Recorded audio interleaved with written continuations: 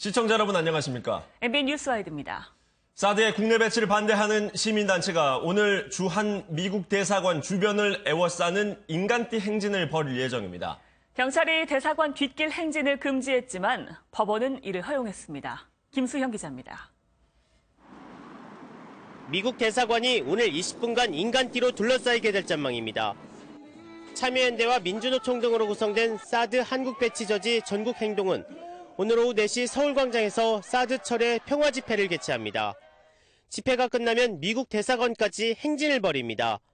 행진은 미국 대사관 주변을 둥그렇게 한 바퀴 도는 인간띠 잇기로 마무리될 전망입니다. 이른바 포위 집회는 이번이 처음으로 이때 강강술래나 현수막 파도 타기 등도 함께 진행될 예정입니다. 당초 이 단체는 미 대사관 앞뒤를 행진하는 신고를 냈지만 경찰은 마찰이 우려된다며 뒷길 행진을 제한했습니다. 그러나 법원은 미 대사관에 유해를 가하고자 하는 의도는 없어 보인다며 이를 허용했습니다. 다만 행진 경로에 소방서가 있어 긴급 출동에 지장을 줄 수 있다는 이유로 행진의 통과 횟수를 한 번, 20분으로 제한했습니다. 경찰은 만일의 사태를 대비해 4,700여 명의 경찰을 배치하기로 했습니다. 다만 이들은 집회 장소에서 떨어진 곳에서 대기하고 대사관 주변에는 차벽 없이 경찰 통제선만 설치됩니다. MBN 뉴스 김수영입니다. 북한이 자국에서 의식불명으로 송환된 뒤 숨진 미국 대학생 오토 원비어에 대해서 처음으로 공식 입장을 밝혔습니다. 이번 사건의 최대 피해자는 북한이라면서 책임을 엉뚱하게 미국으로 돌렸습니다. 김순철 기자입니다. 북한 외무성이 어제 원비어 사망 사건과 관련해 사흘 만에 담화문을 냈습니다. 건강 상태가 나빠진 것을 고려해 인도주의적 차원에서 성의껏 치료를 해줬다는 것입니다. 북한에서 고문과 구타를 당해 숨졌다는 주장도 사실무근이라고 주장했습니다. 또한 생명지표가 정상인 상태에서 미국으로 송환된 뒤 일주일 만에 급사한 것은 수수께끼라고 해명했습니다. 북한에 갔던 미국 의사들이 심장이 거의 멎었던 원비어를 북한이 살려내 치료해준 것도 인정했다고 밝혔습니다. 이번 사건의 최대 피해자는 우리라며 억울함을 호소하기도 했습니다. 다만 원비어가 억류된 뒤 갑자기 건강이 나빠졌는지에 대한 설명은 없었습니다.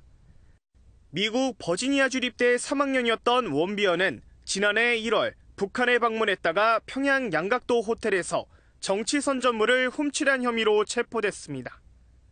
일각에서는 호텔을 나서면서 짐을 정리한 원비어가 김정은의 사진이 실린 신문으로 신발을 쌌다가 문제가 됐다는 주장도 나옵니다. 하지만 건강한 청년을 혼수 상태로 풀어주고 잘못이 없다는 북한의 태도에 미국의 반북 여론은 더 거세질 것으로 보입니다.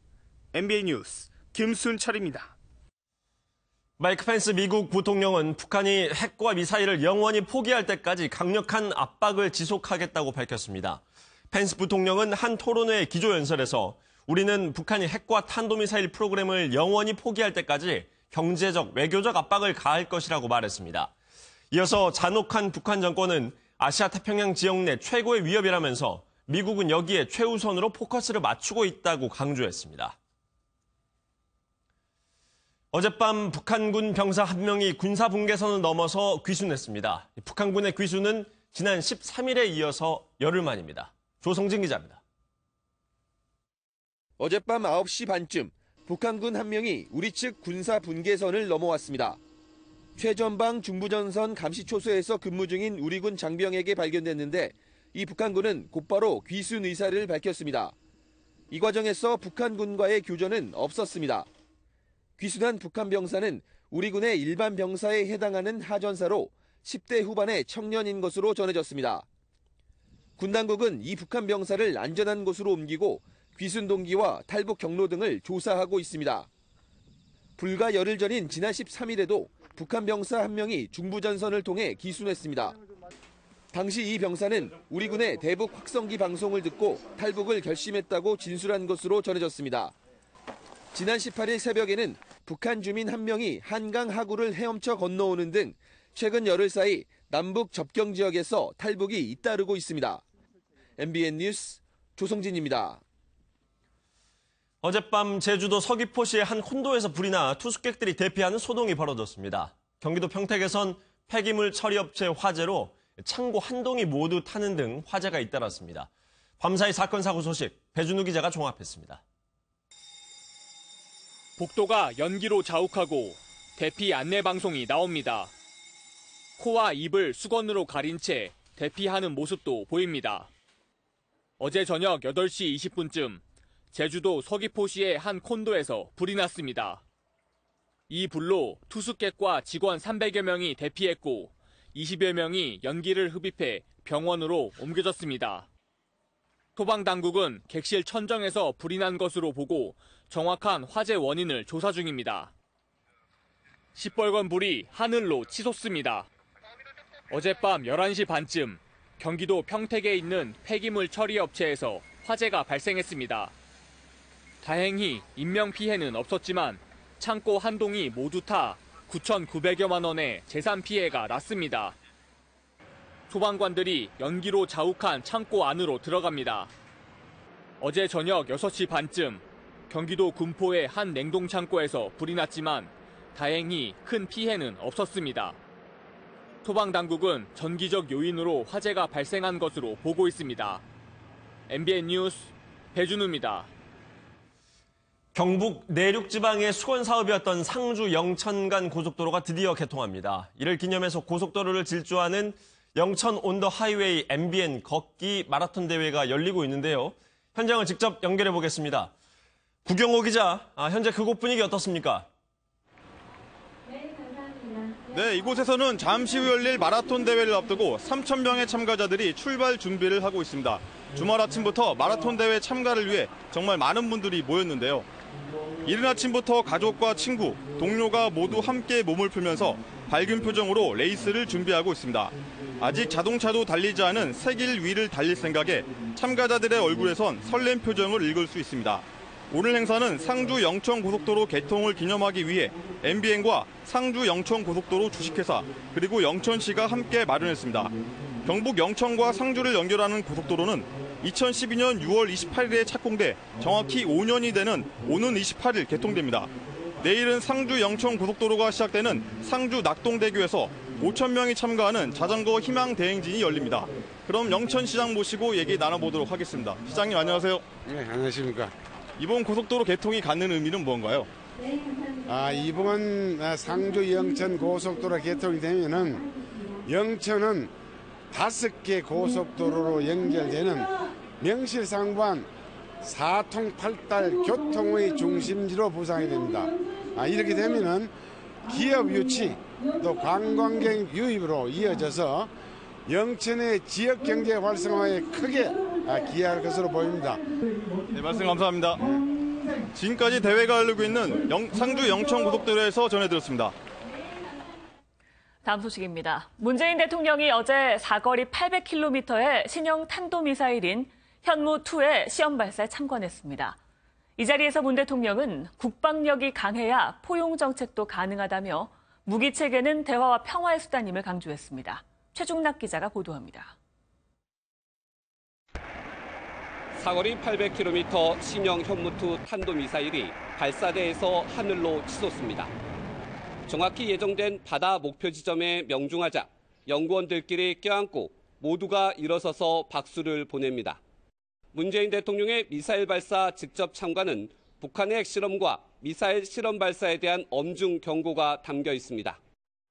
방문 목적은 최근 북한의 잇따른 도발에 대해 엄중하게 경고하는 데 있습니다. 북한의 핵 미사일 위협을 무력화시킬 수 있는 우리의 킬체인의 핵심 무기 체계로 이 같은 강한 국방력을 통해 북한과의 대화도 가능하다고 문 대통령은 강조했습니다. 나는 대화주의자이다.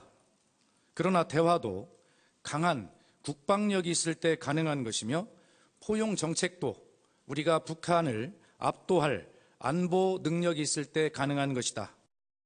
현무2 발사 장면이 공개된 것은 처음으로 문 대통령은 그동안 극비리의 미사일 개발을 진행해온 국방과학연구소를 치하했습니다.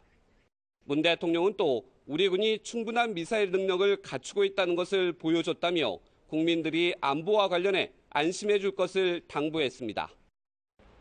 청와대는 현무2 발사 실험은 미국과의 새로운 미사일 지침에 따라 최대한의 사거리 능력을 확보하는 데도 의미가 있다고 설명했습니다. MBN 뉴스 최종락입니다. 문 대통령이 현무2 시험 발사에 참관한 건 오로지 대통령의 생각이었다고 합니다. 원래 일정에는 없었는데 관련 보고를 받곤 대통령이 내가 직접 가겠다라고 한 겁니다. 이유가 뭘까요? 최형규 기자가 보도합니다. 문재인 대통령의 현무 발사 실험 참석을 두고 청와대 내부에서도 염려의 목소리가 나왔습니다. 한미 정상회담을 앞두고 여러 가지 그 의제를 좀 복잡하게 하지 않겠는가라고 하는 것, 이것이 북한에 대한 자극이나 이런 것으로 작용하지 않을까라고 하는 그런 실무자들의 그 염려 의견 이런 것들이 있었습니다.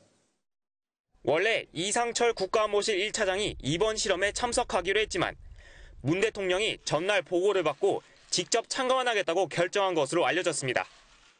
그만큼 북한에 엄중한 경고를 주려는 의지가 강했다는 해석이 나옵니다. 원래는 어제 안보 1차장 주관으로 참관으로 평가가 이루어질 예정이었는데 이거에 대한 보고를 받은 대통령의 의지로 오늘 직접 참관하게 됐다는 말씀을 드립니다. 다만 이번 발사 실험이 한미 정상회담과는 직접적인 관련은 없다고 선을 그었습니다. 청와대 관계자는 이번 발사가 예정된 계획이었다며 한미 정상회담 의제가 되진 않는다고도 전했습니다. 한미 정상회담을 앞두고 고 원비어의 사망으로 북한에 대한 감정이 악화된 미국과 보조를 맞추기 위한 행보라는 해석도 나옵니다. MBN 뉴스 최영규입니다.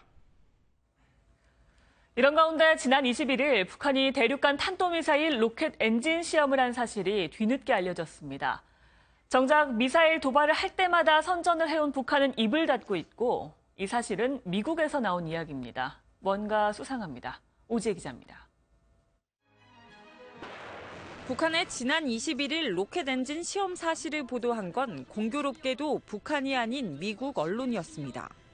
미국 폭스뉴스와 로이터 통신 등은 당국자의 말을 인용해 북한 서해 동창리로 추정되는 연송에서 로켓 엔진 시험이 이뤄졌다고 보도했습니다.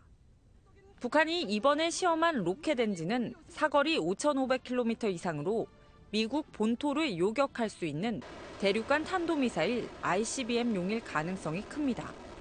특히 탄도미사일을 나르는 3단계 엔진 중에서 마지막 단계인 가장 작은 엔진에 무게가 실리고 있습니다. 실험한 게 성공하면은 한두 달 내에 이제 그걸 장착을 하고 쏠 수 있는 준비는 다 끝나는 거죠. 이번 시험에 대한 북한 매체의 언급이나 선전이 전혀 없다는 점에서 실패 가능성도 있습니다. 하지만 북한이 다음 주 한미 정상회담에 맞춰 ICBM 발사 준비라는 깜짝 신호를 보내며 미국을 압박하는 전략이라는 분석도 나오고 있습니다. MBN 뉴스 오지혜입니다. 문 대통령이 사드 배치 규모와 시기에 대해 구체적으로 언급해서 파장이 일었죠. 발언 내용은 지금까지 우리가 알던 것과는 좀 다른데요. 한미 정상회담을 앞두고 왜 이런 말을 한 걸까요? 안보람 기자가 분석했습니다. 올해 한반도에 배치하기로 한 사드 발사대는 한 기였다. 문재인 대통령이 로이터 통신과의 인터뷰에서 공개한 내용입니다. 애초 사드 발사대 2기가 아닌 1기만 배치하고 나머지 5기는 내년에 배치하기로 합의했었는데 어떤 이유에서인지 서둘러졌다며 투명하지 못했던 사드 배치 과정에 문제를 제기했습니다. 사드 배치를 둘러싼 마쿠 협상이 공개된 건 이번이 처음. 다음 주 한미 정상회담을 앞두고 미국을 압박하려는 의도가 담겼다는 분석에 힘이 실립니다. 사드 배치 문제 해결에 우위를 점하기 위한 전략이라는 겁니다. 일각에서는 초기 논의 과정을 여과 없이 공개한 데 대한 비판도 나왔습니다. 불필요하게 미국을 자극해 소득 없이 정상회담이 마무리될 수도 있다는 지적입니다. 논란이 커지자 청와대는 해명에 나섰습니다. 사드 배치를 미뤄 미국에서 멀어지는 게 아니냐는 질문에 대해 절차적 투명성을 강조하는 과정에서 나온 말이었지 전략적 의도는 없었다는 겁니다. 청와대 관계자는 처음부터 합의한 대로 했으면 더 빨리 될 수도 있었을 텐데 왜 갑자기 그렇게 된 건지 모르겠다고 말하는 과정에서 나온 설명이라고 강조했습니다. 이어 사드 배치를 연기한 게 아니라는 점을 설명한 게 핵심인 만큼 정상회담에 미칠 영향은 없을 것이라고 덧붙였습니다. MBN 뉴스 안보라입니다. 문 대통령의 이번 발언으로 곤란해진 우리 국방부는 입을 다물고 있는데요. 미국 국방부는 이에 대해 사드 포대는 전체적인 배치가 중요하다는 말을 했습니다. 문 대통령의 발언을 간접적으로 반박한 겁니다. 김근희 기자입니다. 각종 논란 속에서도 사드 배치 시점에 대한 국방부의 입장은 한결같았습니다. 금년 중에 배치를 목표로 추진한다는 그런 입장에는 변함이 없습니다. 올해는 한 기만 배치하고 나머지는 내년에 배치하기로 했다는 이번 문재인 대통령의 발언과는 완전히 다른 겁니다. 하지만 국방부는 문 대통령의 발언에 대해 아무런 설명도 하지 못하고 있습니다. 추가로 할 말이 없다며 대통령의 인터뷰 그대로 이해해달라는 말만 되풀이했습니다. 오히려 미국 국방부가 다소 불편한 기색을 드러냈습니다. 모든 과정에서 한국 정부와 투명하게 협의해왔다며 알지 못하는 어떤 이유로 배치가 빨라졌다는 문 대통령의 주장을 에둘러 반박했습니다. 사드 포대는 전체를 배치하는 게 절대적으로 중요하다고 덧붙이기도 했습니다. 그동안 주한미군은 군사 기밀을 이유로 사드 배치 과정을 구체적으로 공개하지 않았습니다. 하지만 문 대통령이 기존 국방부 입장까지 뒤집으며 논의 과정을 공개한 데 대해 미국 측의 반발이 예상됩니다. MBN 뉴스 김근희입니다. 한반도 상황이 복잡해지는 이 시기에 30년 가까이 북한 문제만 다뤄온 전 미 국무부의 북한 담당관 조엘 위트가 우리나라를 찾았습니다. 지난해 북한 외무성 미국 국장인 최선희를 만나 협상을 했던 인물인데요. MBN과 인터뷰를 가졌습니다. 주진희 기자입니다. 지난해 11월 제네바에서 북한 외무성 최선희 미국 국장과 접촉한 조엘 위트. What I can tell you is that I've known Madam Che for many years, maybe about 20 years. She's very bright, knowledgeable, and very capable. 1990년대 미 국무부 북한 담당관으로 시작해 지금은 북한 전문 매체인 38로스의 운영자로 북한 정부 관계자와 계속 접촉해왔습니다. You know, I've been meeting with North Koreans for a long time in Track 2 meetings. You know, the message I get from North Koreans, and it's been fairly steady for a few years, is that they are interested in dialogue. 도발을 중단하라는 문재인 대통령의 요구에 북한이 한미 군사훈련을 먼저 중단하라고 요구했는데 이는 전혀 불가능한 건 아니라고 설명합니다. Informal preliminary talks where both sides would agree on the choreography of taking these steps. And I believe the choreography should be simultaneous steps on both sides.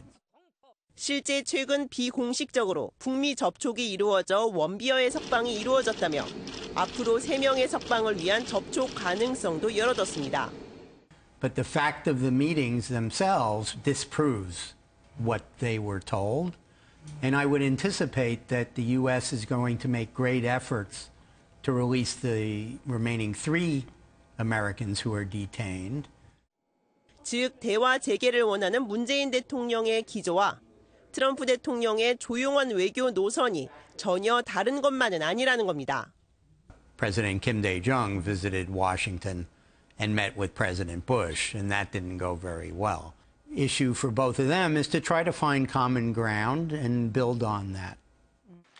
그러면서 원비어가 뒤늦게 귀국해 결국 숨지게 된 배경에는 북한 내부의 소통 부족으로 원비어 상태가 북한 외무성에 알려지지 않았을 가능성도 배제하지 않았습니다. And I'll tell you a funny story. When I first visited North Korea and went to their nuclear installation at Yonbyon, I was with a foreign ministry official. We drove up to the front gate, and the guard let me in to the facility, but wouldn't let the North Korean foreign ministry official. MBN 뉴스 주진희입니다. 왜곡된 성인식 논란에 휩싸인 탁현민 청와대 행정관에 대해서 여당의 민주당 여성 의원들이 사퇴를 요구했다가 곤욕을 치르고 있습니다. 쏟아지는 항의 전화에 업무 수행이 어려울 지경이라고 합니다. 김문영 기자입니다. 한 민주당 여성 의원의 SNS 계정에 올라온 네티즌들의 댓글입니다. 의원님 여당 아니세요?부터 국회의원직을 내놓든가 민주당을 탈당하든가 둘 중 하나는 하셔라는 글까지 이 중 내부 총질할 때가 아니다란 댓글은 가장 많습니다. 탁현민 청와대 행정관의 왜곡된 성인식 논란에 대해 침묵하던 여당 여성 의원들. 또 다른 책에서도 부적절한 표현이 발견되자 의사표명이 필요하다는데 대다수가 입장을 함께했고 청와대에 조치를 요구했습니다. 하지만 이 사실이 알려지자 후폭풍이 거셉니다.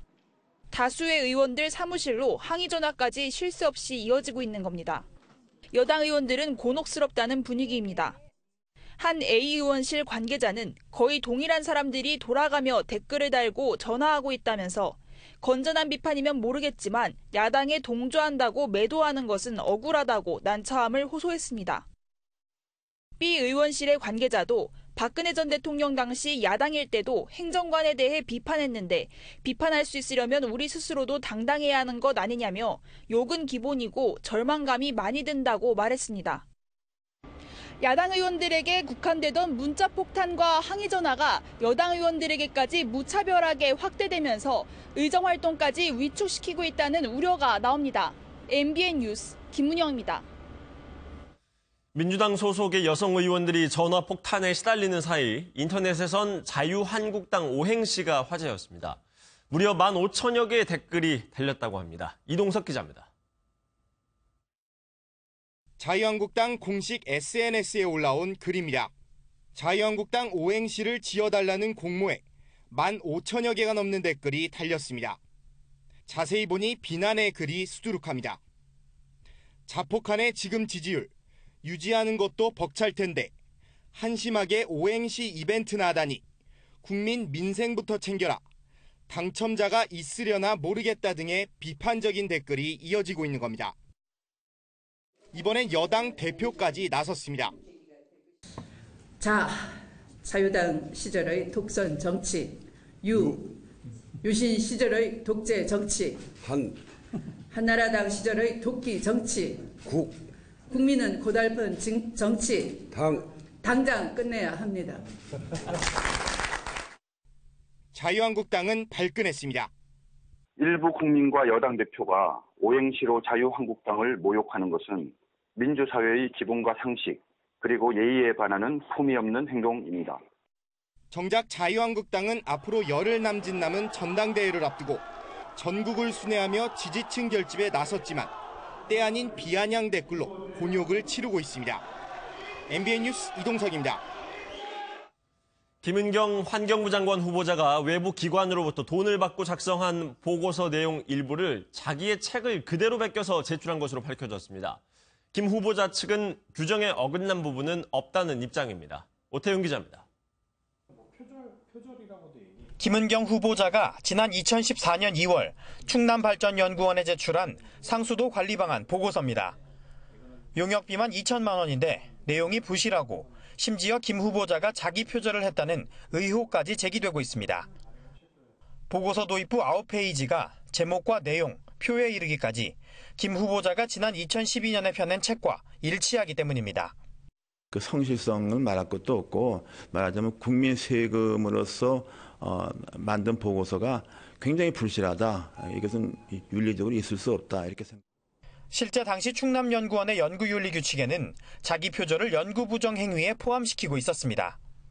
이에 대해 김 후보자 측은 기본 개념에 대한 설명이었다며 참고 문헌 등도 표시했기 때문에 문제될 부분은 없다고 해명했습니다. 하지만 야당 의원들은 청문회에서 철저하게 따져 묻겠다고 벼르고 있습니다. 여기에 더해 지난 2014년 인천 부평구로부터 받은 연구 용역에 아들 정모 씨를 연구보조원으로 참여시킨 것도 논란이 되고 있습니다. 애초 대학원생을 참여시킨다고 했지만 정 씨는 대학원생이 아니었기 때문입니다. 이에 대해 김 후보자 측은 마땅한 사람이 없었다며 아들이 어머니를 돕는 차원에서 참여한 것이라고 해명했습니다. MBN 뉴스 오태윤입니다. 송영무 국방부 장관 후보자가 법무법인 율촌으로부터 월 3천만 원에 달하는 자문료를 받을 때 고용계약서조차 쓰지 않았다는 사실이 추가로 드러났습니다. 뭔가 은폐를 하려고 했던 게 아니냐는 의혹이 쏟아지고 있습니다. 최현미 기자입니다. 경대수 자유한국당 의원은 송영무 국방부 장관 후보자 측에 과거 법무법인 율촌과 작성한 고용계약서의 사본 제출을 요구했지만 아직 답변을 받지 못했다고 밝혔습니다. 알고 보니 고용계약서조차 작성하지 않은 채 고액 자문료를 받아온 셈입니다. 송 후보자 측은 율촌에서 계약서를 쓰자는 말이 없었다며 내부 방침 때문이었던 것 같다고 설명했습니다. 송 후보자는 율촌에서 2년 9개월간 총 9억 9천만 원에 달하는 자문료를 받았습니다.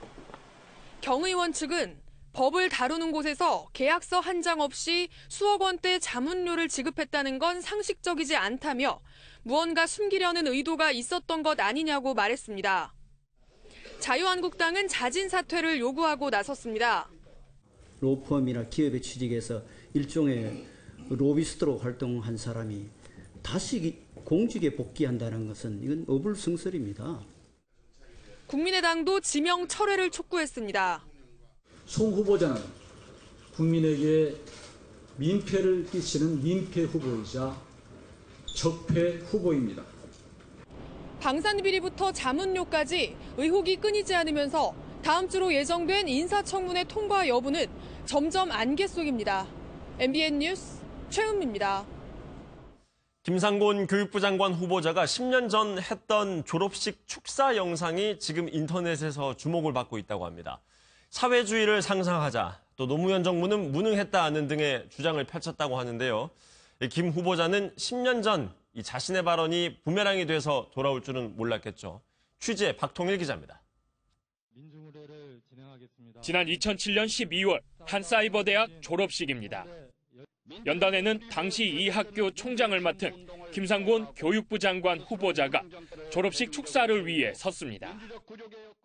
자본의 족쇄를 거부하고 사회주의를 상상합시다로 한 것도 이러한 맥락으로 볼 수 있습니다. 김 후보자는 이듬해 졸업식에서도 탈자본주의나 사회주의적 대안을 진지하게 검토하고 대안을 모색해 나가야 한다고 언급한 것으로 전해졌습니다. 이런 반자본주의적인 발언은 김 후보자가 교수 시절 언급했던 주한미군 철수 발언과 맞물려 논란입니다. 김 후보자는 당시 정권을 잡은 참여정부에 대해서도 비난을 쏟았습니다. 노무현 정부는 5년 동안 민주정부 수립으로 이어졌던 민주진보운동을 희화화하고 스스로 무능정권의 실상을 여실히 드러내왔습니다. 참여정부는 자신을 내정한 문재인 대통령이 비서실장과 민정수석을 지낸 정권입니다. 한 대학의 총장과 교수로서 언급했던 발언은 공교롭게도 교육부 장관 후보자가 된 이제서야 부메랑이 돼 돌아오고 있습니다. MBN 뉴스 박통일입니다. 최순실 씨가 연루된 국정농단 사건들 중에서는 처음으로 이대 비리 사건에 대한 법원의 판단이 나왔습니다. 법원은 최 씨에게 징역 3년을 선고하면서 삐뚤어진 모정과 잘못된 특혜의식을 지적했는데요. 공교롭게도 어제는 최순실 씨의 61번째 생일이었습니다. 노태영 기자입니다. 이화여대 입학과 학사 비리를 주도한 최순실 씨는 법원의 판단을 앞두고 착잡한 심정을 숨기지 못했습니다.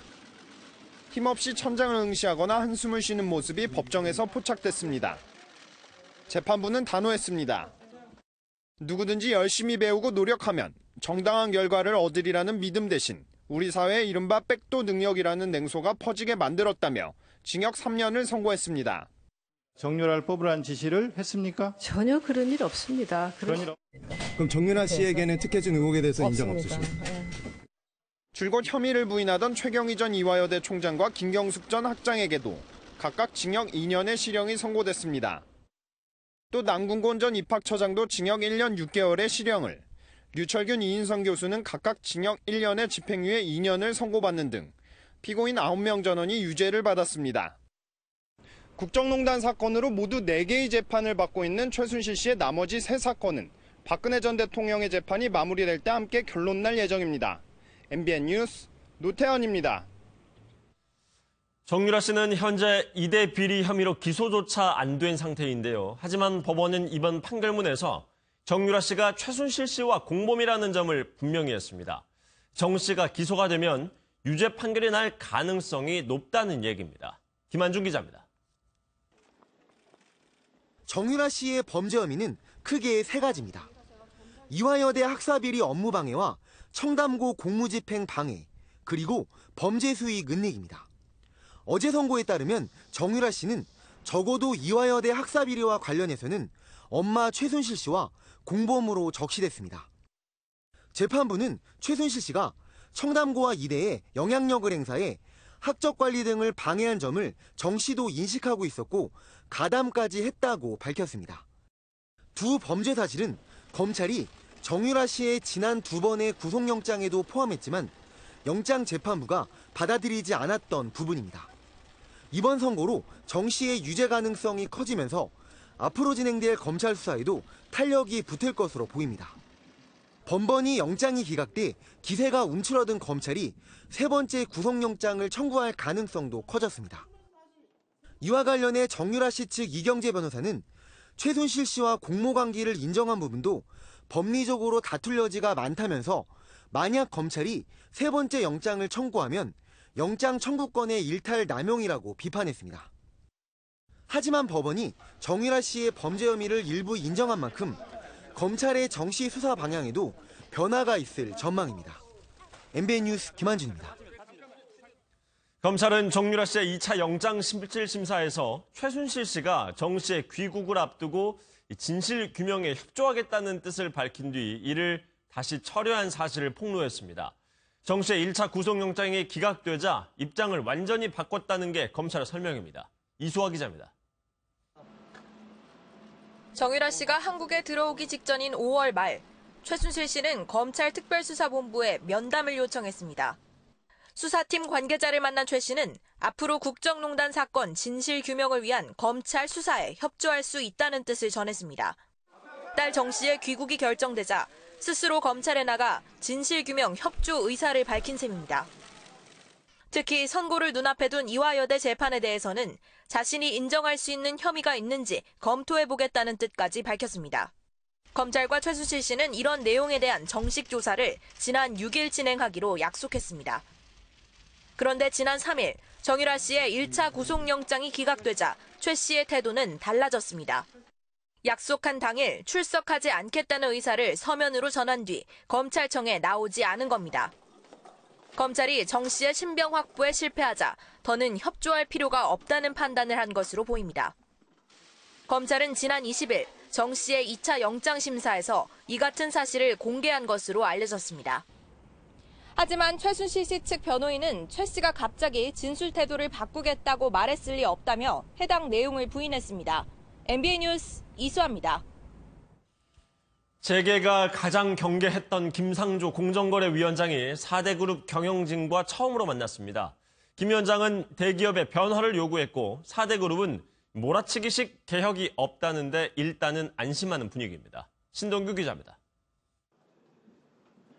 재벌 저격수로 불리던 김상조 공정거래위원장과 첫 만남.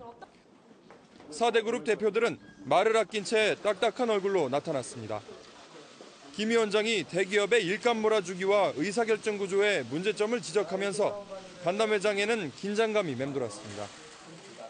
대기업, 특히 소수의 상위 그룹들은 글로벌 기업으로 성장했는데 다수 기업, 국민의 삶은 오히려 팍팍해진 것은 뭔가 큰 문제가 있다는 의미라고 생각을 합니다.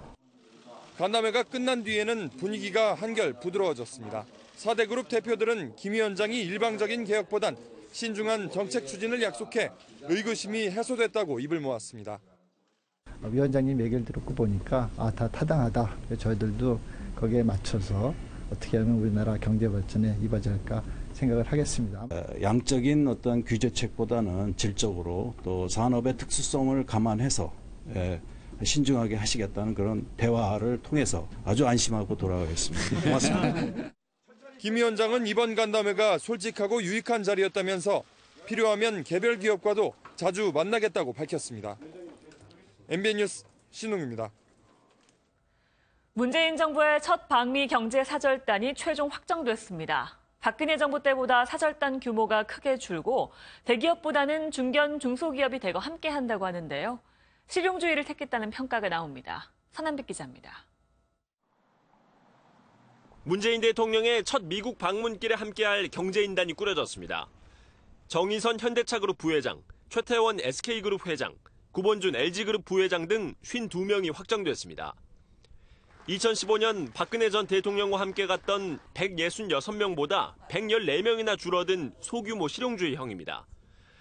그동안은 대기업 위주였지만 이번엔 미국과 비즈니스 관계가 있는 중견, 중소기업인 중심으로 채워졌습니다. 전체 52개사 중 대기업은 10개뿐, 중견기업이 14개사, 중소기업이 23개사로 전체의 3분의 2에 달합니다. 사절단 참가를 희망했던 권호준 포스코 회장과 황창규 KT 회장은 명단에서 제외됐습니다. 그 협단체보다는 개별 기업 단위로 저희가 선정을 했습니다. 네. 그리고 미국 관련 투자나 교역, 그리고 사업 실적 계획, 네. 신산업 분야 협력 가능성 등을 선정 기준으로 삼았습니다. 특히 전경련과 롯데까지 제외돼 최순실 국정농단에 직간접적으로 연루된 곳은 빼버린 게 아니냐는 분석도 나옵니다. 게다가 김주영 한국노총 위원장이 경제인단과는 별도로 동행하지만 금융인은 한 명도 포함되지 않아 금융권 홀대론이 나오고 있습니다. 경제사절단은 오는 28일 문재인 대통령과 함께 한미 비즈니스 서밋에 참석하는 등 실질적인 협력 방안을 모색합니다. MBN 뉴스 서남미츠입니다. 시내보다 높은 속도로 달릴 수 있는 고속도로는 명절이 되면 주차장을 방불케 할 정도죠. 그래서 늘 이렇게 막히는데 왜 고속도로가 통행세를 받냐는 항의가 빗발쳤는데요. 이번 추석부터는 명절 고속도로 통행료를 받지 않는다고 합니다. 김지영 기자입니다. 주차장이나 다를 바 없는 꽉 막힌 명절 고속도로. 때문에 고속도로가 제 기능을 못하는 명절에는 통행료를 없애야 한다는 요구가 끊이지 않았습니다. 국정기획자문위원회는 올해 추석을 시작으로 명절 기간 모든 고속도로 통행료를 면제한다고 발표했습니다. 면제하는 설 추석의 전날, 당일날, 다음날 3일 동안 전체 고속도로 통행료를 올해부터 면제하는 방안을 마련했습니다. 명절 교통량의 70% 이상이 몰리는 사흘간 통행료 무료 혜택을 주기로 한 건데 오는 10월 추석 명절 기간 국민이 체감하는 통행료 감면 효과는 450억 원으로 추산됩니다. 내년 6월부터는 민자고속도로 통행료가 단계적으로 낮아지고 평창 동계올림픽의 성공적 개최를 위해 올림픽 기간에는 영동고속도로 통행료도 받지 않기로 했습니다. 한편 국정기획위는 이번 고속도로 통행료 감면에 따른 한국도로공사의 재정 악화 우려에 대비해 관계부처와 대책 마련에 나섰습니다. MBN 뉴스 김지영입니다. 최악의 가뭄에 그야말로 땅이 타들어가자 시멘트 대신 농업용수를 실은 레미콘들이 논으로 향했습니다. 의료용 수액을 만드는 물도 농업용수로 탈바꿈하며 이른바 물 공급 대작전이 펼쳐지고 있습니다. 윤지원 기자가 취재했습니다.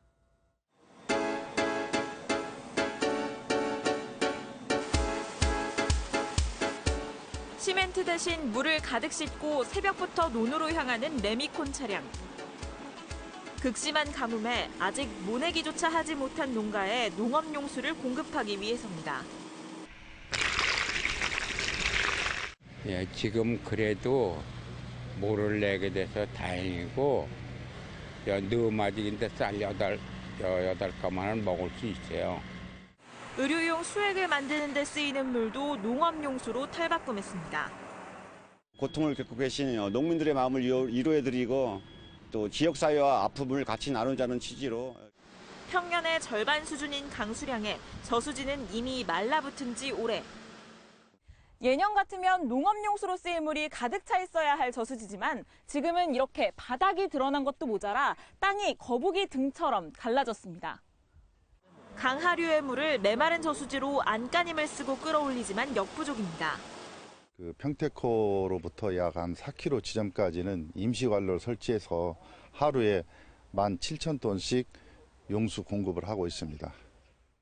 앞으로도 마른 장마가 예고되고 있어 가뭄 장기화를 대비한 근본적인 대책 마련이 시급합니다. MBN 뉴스 윤지원입니다. 이런 극심한 가뭄에 농민들의 고통은 나몰라라 하고 전남 지역 군수들이 외유성 연수를 떠났습니다. 심지어 가뭄을 총괄하는 도청 공무원도 도의원을 수행하러 외국으로 나갔다고 하는데요. 궁색한 변명이 더 가관입니다. 정치훈 기자입니다. 평소 민원인이 줄을 서는 군수실. 그런데 웬일인지 텅 비었습니다. 이웃한 또 다른 군도 상황은 마찬가지. 전남 고흥과 화순, 장흥, 담양, 곡성, 구례 등 군수 6명이 지난 19일부터 5박 6일 일정으로 러시아 해외 연수에 나선 것입니다. 이들 지역은 극심한 가뭄과 함께 얼마 전 우박까지 내려 큰 피해를 본 곳입니다. 일정표를 보니 유람선 탑승과 박물관 방문 등 외유성 일정이 대부분입니다. 모래기 거의 100% 달려돼 있고 가뭄 자체가 그렇게 심각하진 않습니다. 가려고 할 생각도 없으신데 안 갈 수가 없었어요. 가뭄 걱정이 없다고 변명했지만 이처럼 아예 농사를 포기한 밭이 수두룩합니다. 자기 돈 들어간 것도 아니고 뭐 무슨 농심 같은 것이 그런 거 생각하겠습니까? 이 와중에 가뭄 대책을 총괄하는 전남도청 자연재난과장이 전남 도의원들을 뒤따라 그제부터 해외 연수길에 나섰습니다. 8박 9일 동안 호주와 뉴질랜드, 피지 등을 둘러보는 건데 재해 대비책을 배워오겠다는 궁색한 변명을 늘어놓습니다.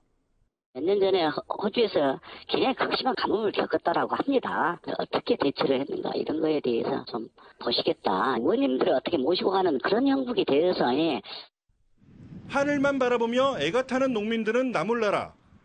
외유를 떠난 군수들과 공무원의 처신에 따가운 시선이 쏠리고 있습니다. MBN 뉴스 정춘우입니다. 우리나라뿐 아니라 지구촌 곳곳이 전례 없는 폭염 때문에 그야말로 비상입니다. 미국 서남부 지역은 한낮 기온이 50도까지 치솟아 사망자까지 나왔습니다. 박유영 기자입니다. 미국 대표 관광지인 데스밸리 국립공원. 한낮 온도가 화씨 127도, 섭씨로 53도를 기록했습니다. 땅이 너무 뜨거우니 들어가지 말라는 경고판도 눈에 띕니다. A woman that lost her slippers in the sand dunes at Mesquite Flat Sand Dunes and ended up walking about a half mile on the sand, burned her feet so severely she had third-degree burns and needed. 미국 캘리포니아와 네바다주에서는 땡볕에 최소 6명이 사망했고 50도에 육박하는 기온 탓에 비행기가 무더기 결항하는 사태도 발생했습니다. Probably want to stay away from flying in that time frame. Put it off until the temperature maybe drops a little bit, maybe below 110. 프랑스와 영국 등 유럽도 기온이 평년보다 10도 이상 높아졌습니다. 사람들이 강과 분수대 등 물이 있는 곳이면 어디든 뛰어들지만 무더위를 식히기엔 역부족입니다. Hier, on était venu juste pour le foot là-bas. Après, on a vu des gens sauter. Du coup, je me suis mis en caleçon et j'ai sauté. 전력 수급과 산불 관리도 비상인 가운데 이번 살인적인 폭염은 다음 주 초까지 이어질 것으로 예보됐습니다. MBN 뉴스 박유영입니다. 6.19 부동산 대책 발표 이후 첫 주말을 맞은 아파트 견본주택에 수만 명의 사람들이 몰렸습니다. 추가 규제가 나오기 전에 미리 아파트를 잡아두겠다는 수요가 몰린 것으로 풀이됩니다. 고정수 기자입니다. 경기 판교 신도시에서 4년여 만에 들어서는 한 아파트 견본주택입니다. 아침 7시부터 사람들이 몰리면서 견본주택은 개장 30분 만에 가득 찼고 하루 동안 약 2만 명이 몰린 것으로 추정되었습니다. 오랜만에 공급된 새 아파트에 판교 지역은 이번 전매금지 대상에서 제외됐다는 점에서 많은 사람이 관심을 보였습니다. 실수요도 제가 투자 목적이 더 관심이 있어서 여기 왔는데 서울 같은 경우보다 여기는 전매 제한이 길지 않아서 보러 왔어요. 분양권 전매가 금지된 서울 강동구의 한 아파트 견본주택도 붐비기는 마찬가지였습니다. 방문객들은 앞으로 예상되는 추가 규제와 함께 중도금이나 잔금 대출이 가능한지를 집중적으로 물었습니다. 신규 부동산 대책이 나온 지 일주일여가 지난 지금 규제 대상이든 비규제 대상이든 서울과 수도권 지역 분양시장엔 여전히 많은 사람이 몰렸습니다. 계절적인 비수기임에도 불구하고 서울 지역에서는 대형 건설사라든지 또 수요자들이 선호하는 알짜 입지의 분양 물량이 10,000호 정도 쏟아질 예정에 있습니다. 대책 발표된 이후에 이런 가수요자들까지 다 잡을 수 있을지 의문입니다. 정부가 부동산 투기와의 전쟁을 선포했지만 아파트나 수익형 부동산에 대한 청약 열기는 당분간은 더 뜨거워질 전망입니다. MBN 뉴스 고정수입니다. 한 주간 있었던 정치권 소식 짚어보겠습니다. 네, 오늘 세 분과 함께합니다. 진성호 전 국회의원, 박상병 인하대 정책대학원 초빙교수, 김남국 변호사 모셨습니다. 안녕하세요. 어서 오십시오. 네. 정상회담이 이제 며칠 남지 않았습니다. 한미 정상회담이요. 이를 앞두고서 문재인 대통령이 로이터 통신과 한 인터뷰, 특히 사드 배치와 관련해서 한 인터뷰가 논란이 되고 있는데요. 사드 배치 협의 당시에는 금년 하반기까지 사드를 한 기를 배치를 하고 나머지 5기에 대해서는 내년에 배치하기로 했었다라는 게 요즘 정치권에서 아주 뜨거운 이슈로 부상하고 있습니다. 네. 진 의원님, 기존에는 뭐 어느 정도로 알려져 있었다가 지금 이런 발언이 나왔길래 논란이 되고 있는 건가요? 그러니까 작년에 이제 미군이 이야기한 것은 구체적으로 언제까지라는 말은 안 했지만 뭐 10개월 정도면 다 배치될 것이라고 했기 때문에 연내에는, 그러니까 올해 연내에는 다 배치되는 걸로 다 알고 있었습니다. 그런데 이제 이게 논란이 된 게 2+4라고 해서 지난번에 문재인 대통령이 진노한 적이 있습니다. 보고를 제대로 하지 않았다고. 그때 그 의문이 좀 풀렸습니다. 2+4가 아니라 이제 1+5입니다. 뭐냐면, 자, 원래 이제 기지를 만들 때는 발사대 6개가 다 들어갈 수가 있었는데 골프장으로 바꾸면서 부지가 나뉘게 됩니다. 그렇다면 1차적으로 한 기만 먼저 배치하고 나머지는 그 다음에 한다는 건데 이거는 근데 문제는 뭐냐면 한미 간에 기밀로 아마 하기로 했던 것 같습니다. 근데 대통령이 제가 볼 때는 미국 기자한테 좀 말려든 게 아닌가 싶은데 계속해서 자, 문재인 대통령은 사드 배치 연기하는 거 아니냐, 사드 배치에 대해서 회의적인 거 아니냐고 질문을 갖다 계속하니까 대통령 입장에서는 그렇지 않다. 대한민국은 약속 지킨다는 걸 갖다 설명하다가 이게 나왔다는 겁니다.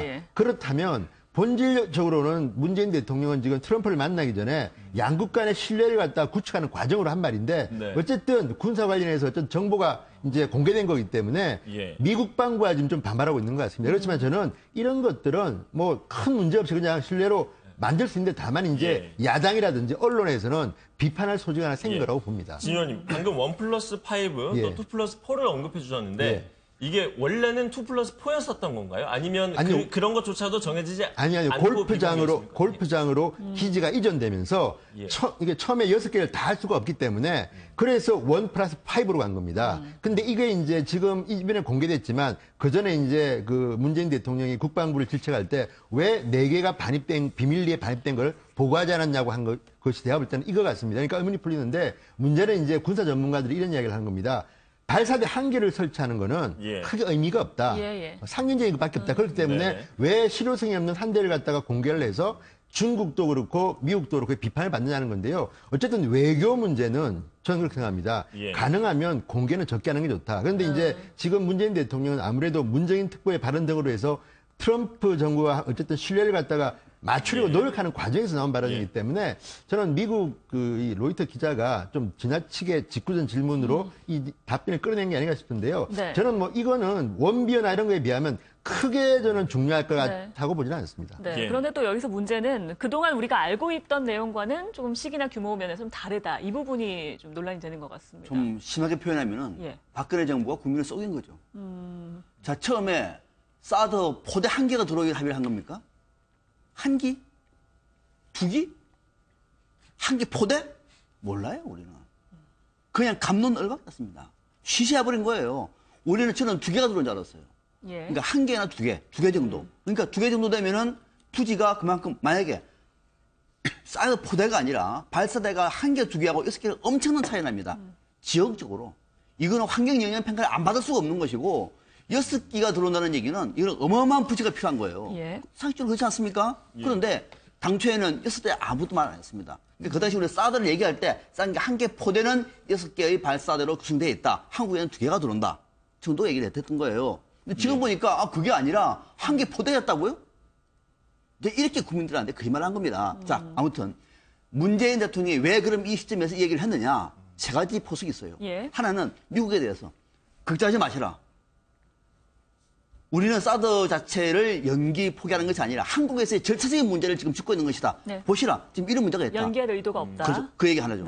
중국에 대해서는 우리는 이 문제를 가지고 절차적인 정당성을 확보할 것이다. 한국에 대한 무역 제재 풀어라. 또는 한국에 대한 경제 압박 풀어라. 그리고 북핵에 대해서 빨리 협상에 나서라라는 메시지가 있는 것이고. 국내에 대해서는 지금까지 이런 식으로 사드 문제가 논의가 되어 왔다. 이대로 할 수 있는 거냐. 앞으로 이거를 공개적으로 투명하게 절차를 밟겠다라고 하는 세 가지의 포석을 가지고 한미 정상회담을 앞두고 문재인 대통령이 나온 질문에 화답을 하는 방식으로 대응을 한 거죠. 상당히 나름대로는 좀 전략적으로 또 어떻게 보면은 전체적인 분위기를 좀 더 매끄럽게 하기 위한 그런 큰 포석을 둔 것이다. 이렇게 평가할 수 있습니다. 그럼요. 어떤 연유에서인지 알 수 없지만 이런 모든 절차들이 앞당겨졌다라고 말한 것도 절차적 투명성을 좀 강조하기 위해서 한 발언이라고 볼 수 있을까요? 그럼요. 이제 이렇게 되버리면 미국도 이해할 수 있는 거죠. 미국의 사드 포대를 반대하는 거 아니다. 한국에서 이렇게 문제가 되는데 그냥 넘어가라고. 미국도 민주주의 국가입니다. 그러니까 미국에서도 국무장관이 그랬잖아요. 틸러슨이 리스펙트, 존중한다. 그렇게 나올 수밖에 없는 것이고 중국도 그렇게 된 거구나. 그래, 그러면은 한미 간에 그 문제를 풀어가지고 사드 문제와 관련해서 우리의 논의를 좀 더 발전시켜달라. 경제 보복, 경제 압박, 우리 그런 거 없다. 한국에서도 국회에서 자, 여러분, 한 개가 아니고요. 두 개도 아니고요. 한 개 포대랍니다. 그냥 넘어갑니까? 당연히 받아야 되는 거죠. 맞네. 이런 식으로 가기 위한 것이기 때문에 문재인 대통령 입장에서는 어쩌면은 지금 이 방식이 가장 적절한 방식인 거죠. 그래요. 방금 박 교수님께서 지적해 주신 대로 이게 어떻게든 내년까지는 배치를 끝내겠다. 이렇게 미국을 향한 메시지라고 이제 말씀을 해 주셨는데 김 변호사님 또 일부에서는 이게 오히려 더 배치의 속도를 좀 늦춰지는 게 아니냐 이렇게 보는 시각도 있어요. 김 변호사님은 어떻게 바라보고 계세요? 그러니까 시간을 끌기 위한 어떻게 보면 전략적인 어떤 발상이라고 보입니다. 사실은 이게 뭐 기자가 우발적으로 어떤 던진 질문에 문재인 대통령이 낚여서 소위 말하는 낚여서 뭔가 이렇게 우발적으로 말한 것이 아니냐라는 어떤 그런 어떤 보는 시각도 있는데 로이터 통신뿐만 아니라 다른 외신과의 인터뷰에서도 똑같은 발언을 했다라는 것을 보면 다분히 지금 박상병 교수님께서 분석하신 대로 이것은 다분히 전략적인 어떤 포석이 깔린 발언으로 봐야 될 것 같습니다. 그렇다고 한다면 문재인 대통령이 이러한 어떤 전략적인 어떤 이야기를 한 이유를 보게 되면 결국에는 시간을 갖자라는 이유로 보입니다.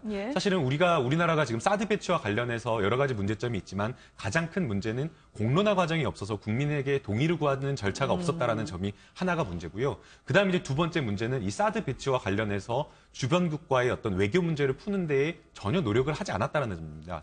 그것 때문에 중국 같은 경우에는 굉장히 강하게 반발하고 있는 상황인데 이 국면 속에서 사드 배치를 그냥 속전속결로 완전하게 그냥 다 배치를 해버리고 실전 운영을 하게 되는 순간 중국과의 어떤 협상이라든가 중국과의 어떤 갈등을 풀 수 있는 것이 방법이 하나도 없어버립니다.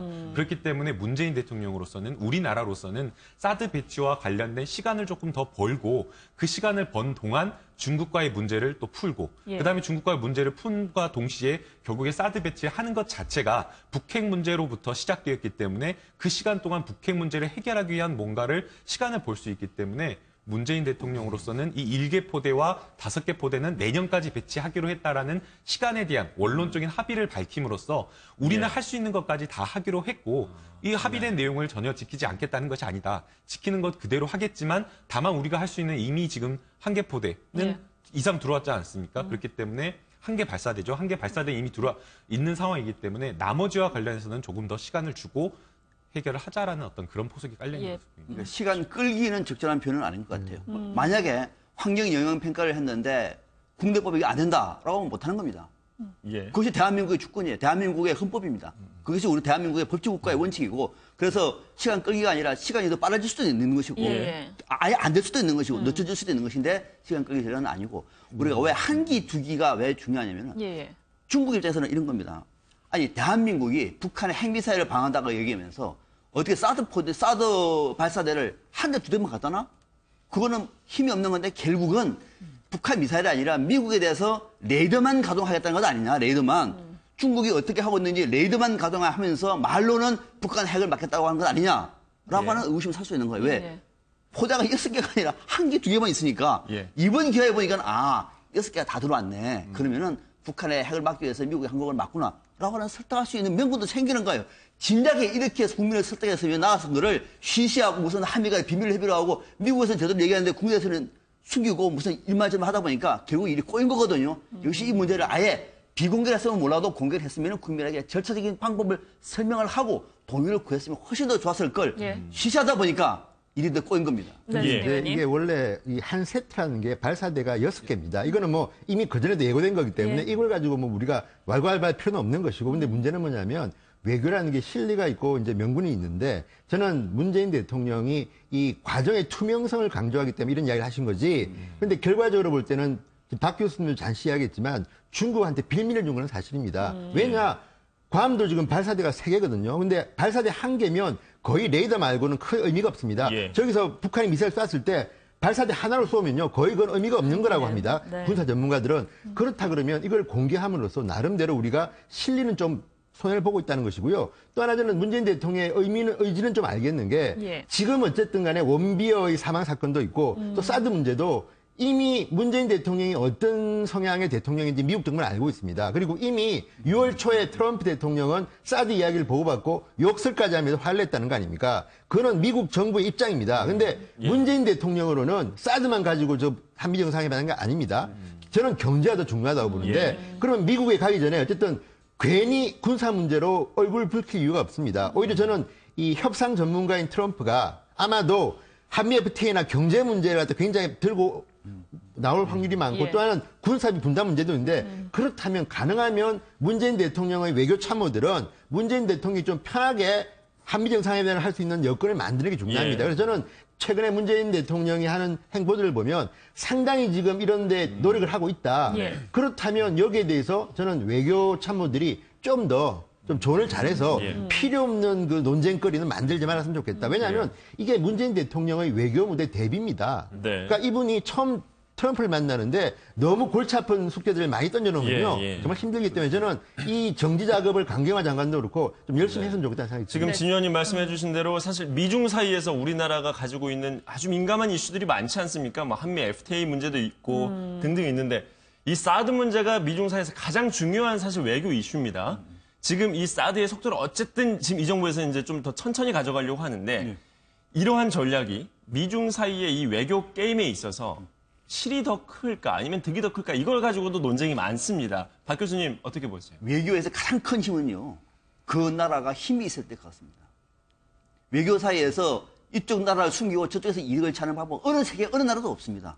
그건 오판입니다. 전쟁 때는 가능합니다. 전쟁 때는. 지금의 평상 국가에서는 뭐냐면은 우리의 주권을 가지고 우리가 힘이 있을 때 우리가 선택의 여지가 있을 때 한 개를 던지고 한 개를 얻을 수 있는 거지 한 개를 얻을 만한 힘도 없으면 다 놓치는 거예요. 100년 전에 우리 조선이 그랬던 겁니다. 지금은 우리가 사드 문제는 대한민국 국민이 원하지 않으면 안 된다고 얘기하는 것이 가장 큰 이득인 거예요. 그리고 사드는 북핵을 막기 위해서 우리한테 필요하다라고 말하면 중국이 무슨 말 합니까? 대한민국의 안보를 대한민국 국민들이 원하는데 중국이 왜 앞장서요? 그것이 아닐 경우가 문제가 생기는 거거든요. 자, 그러면 지금 같은 경우는 문재인 대통령이 바로 그 점을 지금 찍고 있는 거예요. 자, 사드 문제는 이번에 방금 말씀하신 것처럼 외신과의 통화에서도 문재인 대통령이 항상 하는 얘기가 뭐냐면 사드 연기, 사드 포기 문제가 아니라 국내의 절차적인 문제가 있다. 저도 사실은요, 이거 처음 알았습니다. 1+5, 2+4 처음 알았어요. 저도 사드 문제를 방송에서 수백 번 얘기를 했음에도 불구하고 글도 쓰겠습니다. 뭐 몰랐습니다. 왜 저를 이렇게 바보를 만듭니까? 정부가. 처음부터 쉬쉬하든지. 네. 그러니까 이런 식으로 와가지고 끊임없는 논쟁. 박근혜 대통령이 얘기했잖아. 찬성하느냐 반대하냐고.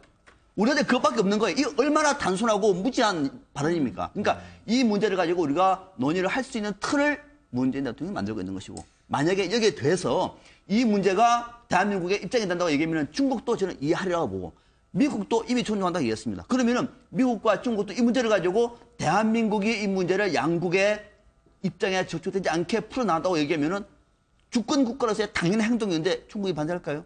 저는 상당 부분 지금보다는 더 진전되리라고 봅니다. 예.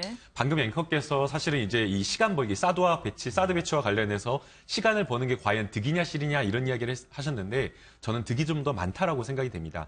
문재인 정부에서 이 사드와 관련된 문제를 어떻게 해결할까라는 큰 그림을 생각을 해보면 중국 같은 경우에는 사드 배치를 어떠한 이유로든 반대한다라고 이야기를 하고 있는 겁니다. 발사대가 1기가 들어오건 6기가 들어오건 그것이 상관없이 레이더가 배치되는 것 자체가 부담이기 때문에 중국으로서는 국가 안보에 본인의 어떤 그 중국의 어떤 국가 안보를 해치는 사드 배치는 무조건 반대한다라고 이야기를 하고 있는 입장이고 미국 같은 경우에는 조금 다르게 이 미국의 어떤 사드 배치 이유나 이런 것들을 보게 되면 북핵 문제 해결을 위해서 북핵 문제 위기를 위해서 사드를 배치하겠다라고 지금 이야기를 하고 있는 상황입니다.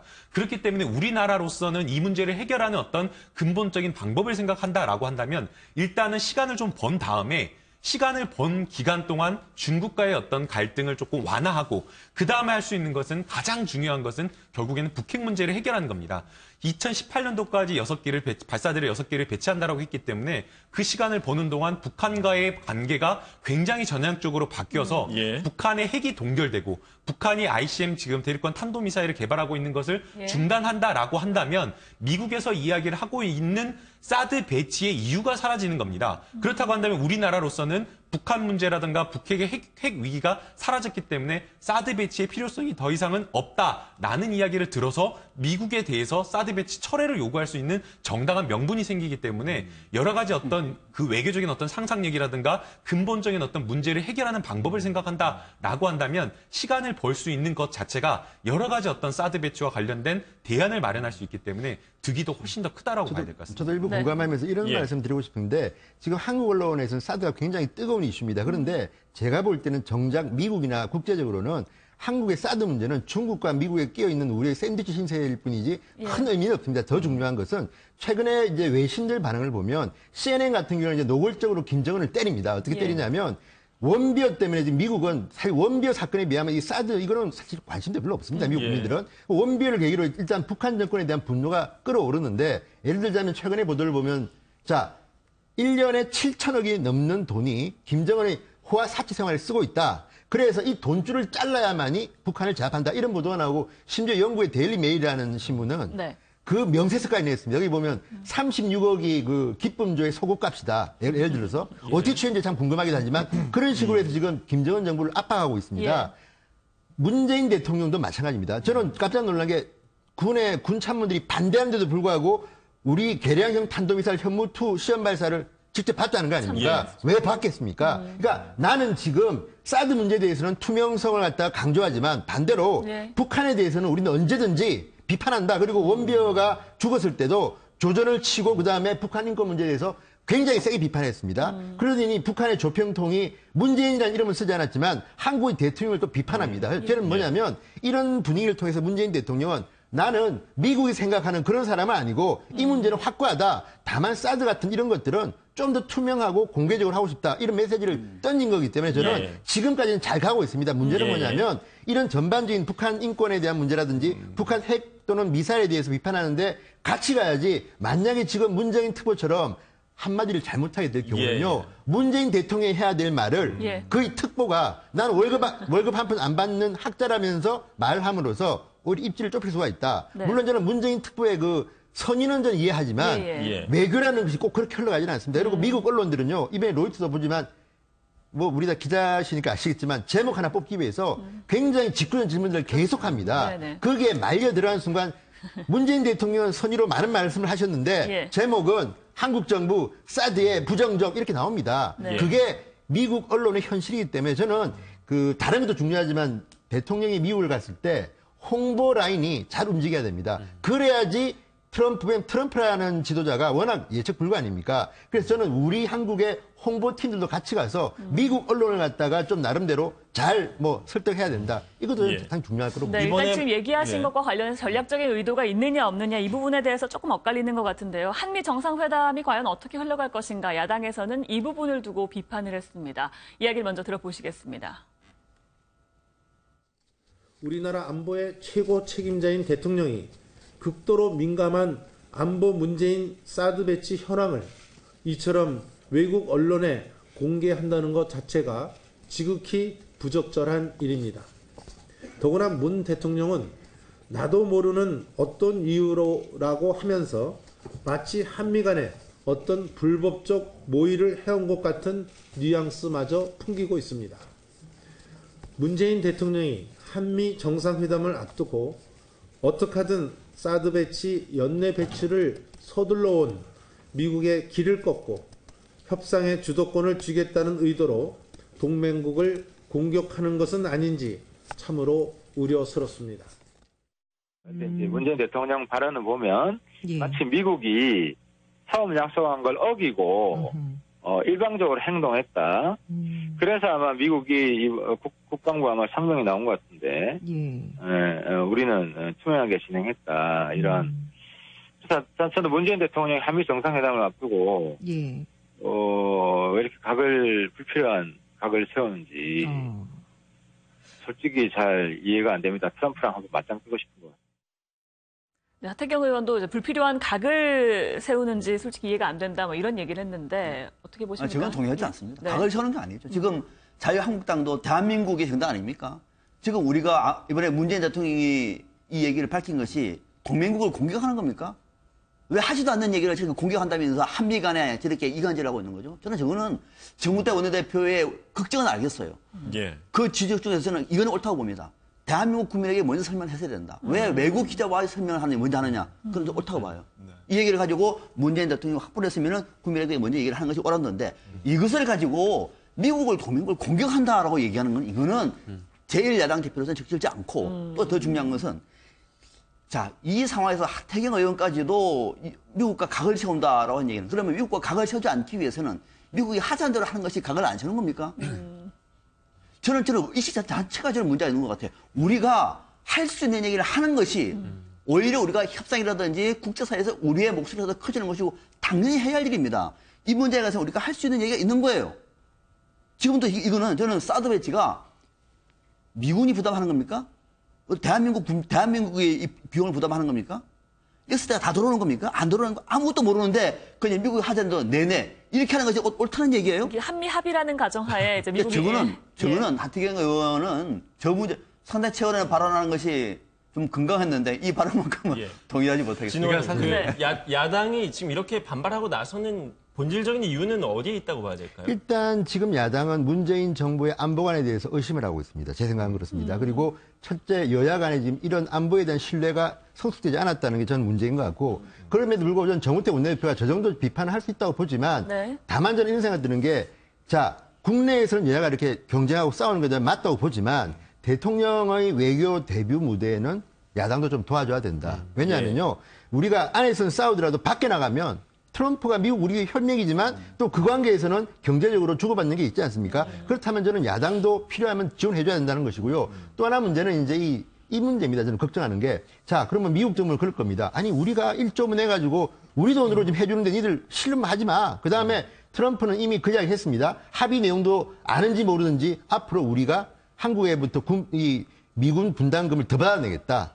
그러면 이것도 제가 볼 때는 앞으로 이제 트럼프 만났을 때 중요한 이슈입니다. 사드는 제가 알기로는 거의 100% 미군이 돈을 내는 건데 앞으로는 당신들이 돈을 더 내라고 아마 요구할 겁니다. 이런 데에서 어떻게 할 건지 이거는 저는 여야 간에 같이 손잡고 저는 미국 정부하고 싸워야지 이런 경우는 너무 발목 잡혀서 안 나와 보고 다만 저거 있지 않습니까? 비공개한 걸 갖다 공개한 것. 저는 이 부분에 대해서는 문재인 대통령이나 참모들도 조금 너무 구체적인 걸 많이 공개하는 거는 좋지 않다는 생각이 듭니다. 특히 아까 박 교수님 말씀처럼 왜 그걸 갖다 로이터 통신과 인터뷰에서 또 밝힙니까? 그러니까 이런 것들이 현명하지는 못한 것 같다는 생각이 좀 듭니다.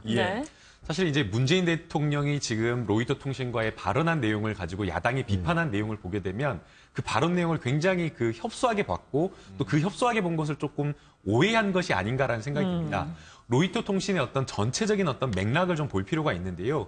이 문재인 대통령이 앞서 이 발언을 하기 전의 내용을 보게 되면 미국이 가지고 있는 북한의 핵 위협에 대해서 우리나라도 함께 그 위험을 충분하게 공감하고 있다라는 표현을 했습니다. 그러면서 북한의 ICBM이 곧 실전 배치될 수 있다라는 그 이야기를 언급하면서 미국의 위기를 굉장히 공감하는 발언을 했고요. 그다음에 이제 지금 1개 포대와 5개 포대가 5개 포대는 5개 발사대는 2018년도까지 배치되기로 했었다라는 이 답변은 어디서 나온 이야기냐면 이 로이터 통신 기자가 질문을 할 때에 중단되거나 연기되는 것이 아니냐라는 그 질문에 대해서 아니다라는 이야기를 하면서 원래 미국과 우리나라가 합의된 대로 절차대로 진행되고 있다라는 이야기. 즉 미국에게 안심하라는 걱정하지 말라. 우리는 합의된 대로 이 사드를 배치하겠다라는 취지로 이야기를 한 것이기 때문에 그 부분에 더 방점이 찍혀 있었던 발이었다는 거죠. 그렇기 때문에 이것을 미국에 대해서 공격한다라거나 미국과 각을 세우겠다라고 보기에는 좀 어렵고요. 그리고 이제 사실은 28일, 29일 한미 정상회담이 지금 남아 있는 상황이기 때문에 어떤 협상이든 어떤 관계든 사실은 그 신뢰관계, 그러니까 좋은 우호적인 관계 속에서 긍정적인 어떤 결과가 나오는 것이지 적대적이거나 상호를 불신하는 어떤 상황 속에서 나오지 않는다라는 것은 미국이나 우리나라나 전부 다 외교 전문가들은 다 알고 있습니다. 그렇기 때문에 처음에 문재인 대통령이 취임하고 나서 북한과 관련된 어떤 외교적인 어떤 메시지가 미국과 조금 결이 다른 것이 아니냐라는 그런 이야기가 나왔습니다. 실제로 우리나라 그 문재인 대통령이 올해 이제 이번 달 3일에 사드 배치 사기가 이제 추가로 몰래 반입된 것과 관련해서 진상조사하라라고 이야기를 했을 때 미국에서는 살짝 우려 섞인 방향으로 지켜보고 있겠다라는 그런 취지의 발언을 했지만 22일 날 나온 어떤 외교 채널로서 나온 발명은 민주적인 어떤 절차나 국내의 문제를 굉장히 존중한다라는 이야기를 했기 때문에 미국과 우리나라의 어떤 외교적인 게 굉장히 좁혀지고 있는 상황이고 그런 어떤 로이터 통신과의 어떤 그런 대담이나 인터뷰 내용도 역시 마찬가지로 미국과의 이견을 좁히고 미국의 한미 동맹의 어떤 우호적인 어떤 그런 신뢰를 다지는 차원에서 나왔기 때문에 야당에서 걱정하는 것처럼 뭔가 각을 세우다거나 아니면 협상의 주도권을 가지기 위해서 뭔가 조금 세게 공격한 발언은 아니라는 것 좀 그렇게 봐야 될 것 같습니다. 미국에서 어떻게 생각을 하고 있을지 또 한미 정상회담 분위기는 어떨지 한번 지켜봐야겠습니다. 다른 얘기로 넘어가 볼게요. 최순실 씨가 이대 비리와 관련해서 3년형 선고를 받았습니다. 또 재판부는 정유라 씨가 공모를 했다라고 이야기를 했는데요. 먼저 학사 비리 관련해서 전원이 유죄 판단을 받았는데 관련 영상 보시고 이야기 이어가겠습니다. 네, 저는 학교를 안 갔기 때문에 입학 취소는 당연히 인정을 하고요. 저는 제 전공이 뭔지도 사실 잘 모르고 저는 한 번도 대학교에 가고 싶어 한 적이 없었기 때문에 그 메달을 들고 가라고 했던 건 그 어머니가 이거 메달 들고 가서 입학 사정관 하시는 분한테 여쭤보라고 가지고 가도 되냐고. 정윤회 딸을 누가 입학을 했다는데 제가 그 당시 전공이 이공대여서 그런지 그렇게까지는 잘 몰랐습니다. 그때 처음 들었습니다. 다시 한번 묻습니다. 정유라를 뽑으라는 지시를 했습니까? 전혀 그런 일 없습니다. 실 정유라 부정 입학의 중심은 바로 김경수 씨다. 저는 이렇게 확신합니다. 아닙니다. 의원님. 그거는 절대 그렇지 않습니다. 대학원생의 날 행사가 끝나고 나면서 맞습니다. 그 거짓 증언 계속 들을 이유가 없어요. 제가. 아닙니다. 그건 진짜입니다. 신성한 이 국회장에서 다시 한번 분명하게 말씀드리겠습니다. 추경희 총장은 저한테 정유라 양을 뽑으라고 지시한 적이 없습니다.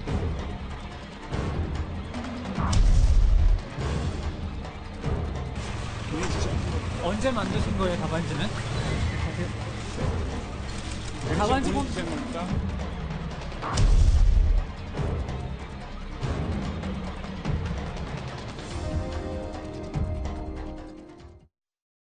네, 지금 나온 사람들 모두가 유죄 판단을 받았습니다. 그 이유로는 뭐 범행을 좀 부인했던 것도 크게 작용하지 않았나 이런 이야기가 있는데요. 예. 그리고 또 저분들이 전부 다 아까 우리 잠시 봤지만 청문회장에서 상당 부분 거짓말을 했습니다. 위증을 했습니다. 그런 것들도 참고됐고요. 저는 어쨌든 입시 비리나 학사 비리로 저렇게 시행을 갖다가 많이 때리는 재판을 최근에 거의 본 적이 없습니다. 저는 굉장히 강하게 때린 것이고요. 또 하나 재밌는 것은 유채경 교수가 그런 말을 했습니다. 나는 지금 30년 동안 쌓은 나 명예와 명성을 하루아침에 잃었는데 정작 정유라는 뭐 하고 있나 뭐 이런 이야기를 했는데 제가 봐도 저 재판부에서도 중요한 말을 한 게 최순실 씨가 딸 이야기할 때는 굉장히 긴장했다는데 일단 입시 비리에는 그러니까 입시에는 공모한 게 아니라고 이야기했습니다. 그런데 반면에 대리 출석, 대리 시험 이런 거 있지 않습니까? 학사 비리는 공모했다고 했습니다. 그렇다면 학사 비리에 공모했다고 하더라도 저게 구속까지 시킬 만한 사안인지는 지금 대학생들도 아마 떨고 있을 겁니다. 대리 출석, 대리 시험 친분들. 근데 그렇기 때문에 지금 타임라인을 보면 저 정도 가지고 구속까지 시킬 수 있냐는 이야기가 많이 나옵니다. 그럼에도 불구하고 저는 검찰이 추가 수사를 한다면 아마도 뇌물, 제3자 뇌물죄나 이렇게 들어갈 것 같은데 최근에는 검찰이 오히려 정유라 수사를 갖다가 제대로 하지 않고 있다는 비판까지 나오는 것들을 보면 국민의 정서는 어쨌든 그런 것 같습니다. 저렇게 많은 교수들이 구속됐는데 정작 몸통이라고 할 수 있는 정유라 씨는 너무 자유롭게 말하고 다니고 너무 거짓말도 많이 하고 이런 것들이 드러나는 걸 보면요. 국민들 마음은 상당히 아픈 것 같습니다. 그래요. 김 변호사님, 지금 판결문, 지금까지 일단 판결상으로는 학사비리 부분만 지금 공모라는 표현이 지금 적시가 돼 있습니다. 이렇게 되면은 만약에 수사가 여기에서 추가 수사가 없이 그냥 끝난다고 한다면 정유라 씨가 이것만으로도 이제 나중에 형을 구형을 받을 수 있는 겁니까? 어떻게 되는 겁니까? 유죄를 받을 가능성이 매우 높다라고 봐야 될 것 같습니다. 사실 이제 이 판결문 자체, 그러니까 형사 판결문이든 민사 판결문이든 단순하게 이게 판결문이 그냥 나오는 것이 아니라 다 증거조사, 사실관계를 다 보고 증거 조사를 한 다음에 나온 판결문이고 네. 그다음에 지금 이 재판부에서는 이 판결문이 사실은 이 공범 관계에 있는 정유라가 지금 수사받고 있는 상황이기 때문에 나중에 재판 받을 때에 이 판결문 자체가 증거로서 쓰일 수 있다라는 것을 염두에 두고 판결문 문장이라든지 문구 하나하나 굉장히 신중하게 썼을 겁니다. 그런데도 불구하고 이 공모하여라고라는 단어를 네네. 썼다라고 하는 것은 지금 드러난 이 재판에서 드러난 그 증거나 이런 것만을 보더라도 이 정유라 씨의 공범 관계를 인정할 수 있다라고 지금 판단을 한 겁니다. 네. 아마도 재판부가 이렇게 판단한 이유는 뭐 이대 학사 입학 비리와 관련해서는 정유라가 뭐 적극적으로 교수를 만나고 다니면서 뭔가 이렇게 주도하지는 않았지만 네. 적어도 학사 비리와 관련해서 점수를 따거나 출결과 관련된 부분에 있어서는 본인이 직접 정유라 씨가 직접 이메일을 교수에게 보내서 네. 인정을 해달라라는 그런 사실들이 인정이 됐기 때문에 이 부분과 관련해서는 학사 비리와 관련돼서는 공모 관계를 인정할 수 있다라고 지금 판단을 한 것이기 때문에 뭐 정유라 씨의 재판이 들어가서 정유라 씨의 어떤 변론 내용이나 이런 것들을 확인하는 것도 중요하겠지만 적어도 지금 이 판결문의 내용에 따르면 가담이 어느 정도 됐다라는 것은 인정이 된다고 봐야 될 것 같습니다. 네, 그러니까 인식도 하고 있었고 이에 가담까지 했다라고 재판부가 밝혔는데 이러니까 정유라 씨의 구속영장, 뭐 세 번째 구속영장이 청구되는 거 아니냐라는 얘기가 나오니까 이경재 변호사가요. 을지문덕의 한시를 이용해서 이 부분에 대해서 약간 비판을 했습니다. 당신의 전공이 하늘을 찌를 듯하니 또 지족하고 편안하게 돌아가라는 시를 상기해보라. 무슨 뜻일까요? 네. 그만하시라. 라고 하는 뜻이에요. 그만하시라고. 저는요, 이 대목을 들으면서 좀 검찰한테 정말 좀 당부하고 싶어요. 정말 이렇게 하지 마십시오. 저는 학사비리는 이거 아마 교수들 구속한 것은 교수들이 거짓말을 했으니까 도주라든지 증거 은폐 또는 은닉 등등과 관련돼서 뭐 우려가 있었기 때문에 구속했다 치더라도 지금 정유라의 관건은요. 독일에 있는 그 많은 페이퍼 컴퍼니라든지 재산과 관련해서는 정유라가 모릅니까? 알고 있었다는 상당 부분 알고 있는 거죠. 상당 부분. 왜 여기에 대해서 추적을 못하고 있는 것이죠? 그다음에 또 말 세탁 할 때 그 본인 아닙니까? 당사자입니다. 말에 대해서만큼은 자신이 제일 잘 아는 사람이에요. 또 더더욱이 삼성으로부터 돈을 받을 때 사인한 사람이 누구죠? 본인이 사인했습니다. 엄마가 포스트잇을 막았다고요? 왜 이 부분만 나오면은 저는 다른 거는 학사비리 이런 건 두 번째 문제예요. 왜 이 대목에 대해서만큼 자꾸 수사를 하지 않고 나머지 문제를 가지고 세 번째를 하느니 마느니 이렇게 말하고 있는지가 정말 궁금해요. 정유라와 관련돼서도 역시 아직도 검찰에 이른바 우병우 사단이 남아서 그런 것인지 아니면 본인의 힘이 엄청 센 것인지 아니면 검찰이 독일 상황을 잘 모르는 것인지 궁금합니다. 좀 분발하시기 바랍니다. 그래요. 지금 이게 이제 최순실 씨와 관련된 첫 번째 재판 결과였었는데 많은 분들이 아유 뭐 징역 3년밖에 아니냐라고 생각을 하실 수도 있어요. 근데 여러 재판들이 또 남아있지 않습니까? 김 변호사님, 저희가 시간이 많지 않으니까 한 30초 정도로 짧게 좀 마무리해 주세요. 이게 지금 다 형량을 나머지 재판들도 다 합산을 하게 되는 건가요? 다 합산, 지금 이제 이 재판 같은 경우에는 이대와 관련된 업무방해와 관련된 내용만 지금 재판을 받은 것이고요. 3년형을 받았지만 사실상 그 아까 진성호 의원님께서 말씀하신 대로 업무방해와 관련해서 본인이 반성하고 인정을 하고 용서를 구하면 대부분은 집행유예가 나옵니다. 그럼에도 불구하고 지금 2년형이 나왔고 최순실 씨 같은 경우에는 3년형이 나왔다라고 하는 것은 우리 사회가 가져야 될 공정성을 심각하게 훼손했다라는 점에 착안해서 굉장히 무겁게 처벌한 것으로 봐야 될 것 같습니다. 네, 알겠습니다. 앞으로의 재판도 한번 지켜봐야겠습니다. 오늘 말씀 여기까지 듣겠습니다. 고맙습니다. 주말인 오늘 또 한낮에 30도를 웃도는 더위가 이어지겠고 낮에는 내륙 곳곳에 소나기가 내리겠습니다. 네, 기상센터 연결해서 자세한 날씨 알아보죠. 조수연 캐스터 전해주시죠. 네, 연이에 30도를 웃도는 더위가 계속되고 있습니다. 폭염특보 지역이 줄어들기는 했지만 여전히 내륙 곳곳에 폭염주의보가 계속되고 있는데요. 오늘 서울의 낮 기온 32도, 대전 33도, 대구 32도까지 오르며 덥겠습니다. 오늘 제주도에서는 올해 첫 장맛비가 내리겠습니다. 오전 중에 내리겠고 양은 5에서 20mm 정도가 되겠습니다. 그 밖에 내륙 곳곳에는 낮부터 밤사이 소나기가 오겠는데요. 돌풍과 천둥, 번개를 동반할 가능성이 있어 주의하셔야겠습니다. 현재 전국에 구름이 많이 껴있고 제주도에는 약한 비가 내리고 있습니다. 오늘 중부지방 하늘에 구름이 많겠고 곳곳에 소나기가 내리겠습니다. 남부지방도 종일 하늘빛이 흐리겠습니다. 내륙에는 소나기가, 제주도에는 장맛비가 내리겠습니다. 오늘 낮 최고 기온은 서울이 32도, 춘천 30도, 청주와 대전 33도까지 오르겠습니다. 내일은 전국에 소나기가 내리면서 폭염의 기세가 한풀 꺾이겠습니다. 날씨였습니다. 뉴스와이드 마치겠습니다. 함께해 주신 여러분 고맙습니다.